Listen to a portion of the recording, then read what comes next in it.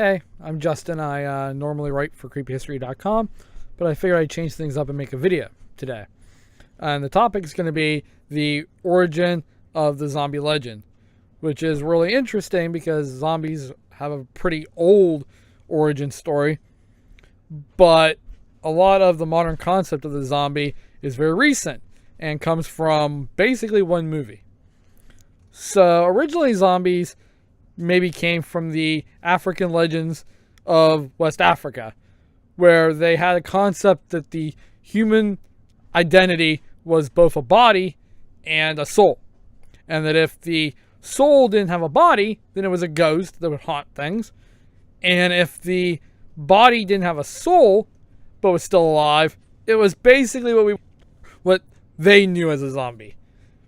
And when people were being taken from West Africa to become slaves, especially in Haiti, these tribal religions merged with Christianity into the semi-modern religion of voodoo.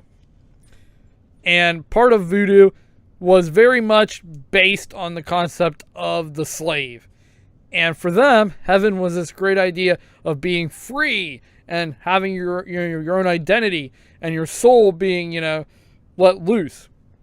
That was their concept of a heaven. But their concept of punishment was this idea that, your soul would be dispatched of and you would be this mindless slave for the rest of your life that would do nothing but work the plantation forever, for eternity. That was their concept of basically hell. That's a reasonable concept from people that, whose central lives were being slaves. This kind of permeated through the culture of Haiti, and voodoo kind of became the central religion of the Haitian slave. And it was pretty much just a legend, people thought. Except for there were these weird reports that were coming through of people who claimed to be zombies. They claimed they had died, were brought back to life by a evil sorcerer, and sent to work on the plantations forever. But this was all, kind of weird, and they didn't know whether to believe any of these people. But eventually, a Dr. Wade Davis decided he had to look into this. He's like, it's just too weird. I have to see what's going on. So he went to Haiti and talked to people that were practitioners of voodoo, and eventually found out that there was a stuff called zombie powder. And so he took several test samples, brought them back to a lab and analyzed them, and found out that the thing that linked all of these together was that it had specific poisons from tree frogs and a pufferfish.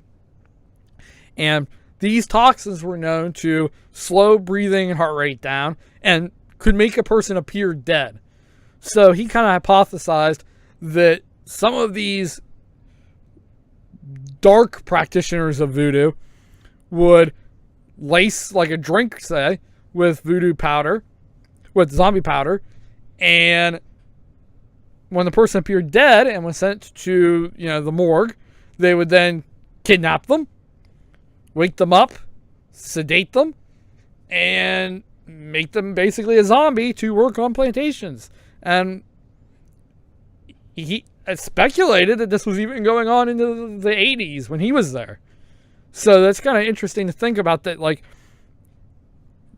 this legend might have had some truth to it, that people were being, sedated and turned into zombies, which is pretty horrific. But this idea of zombies was or at the point where it was still a legend, was part of something that people had studied. People had, sort of been interested in voodoo for a while, but it was just kind of not really understood. So a lot of people who wrote these pulp fiction books wrote stories of zombies, but they were things that, magic sorcerers created, and they served as henchmen. So they, magic sorcerer would go into a graveyard and raise the dead, or turn people into zombies. And that was kind of the concept of the zombie for a while, was it was just something that was made by magic. And it wasn't until 1954 when Richard Matheson wrote the book I Am Legend, which was about a guy that was surviving in a world full of zombies that ate people. Or not zombies, but in his book, he called them vampires that ate people.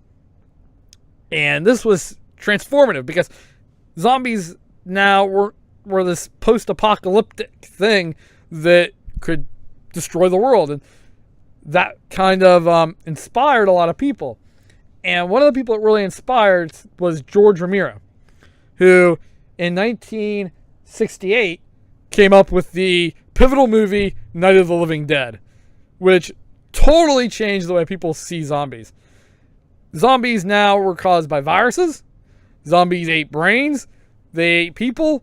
They were mindless killing machines. And if you got bit, you would become a zombie. All of this idea of, and you had to you had to hit him in the head. All of the ideas that we now have of zombies came from George Romero's Night of the Living Dead, which is pretty crazy to think about, that the entire idea that we have now of zombies, one guy's fantasy. But that movie inspired a lot of sequels. It inspired all of that. Gave us the zombie lore that we now hold as our mythos today.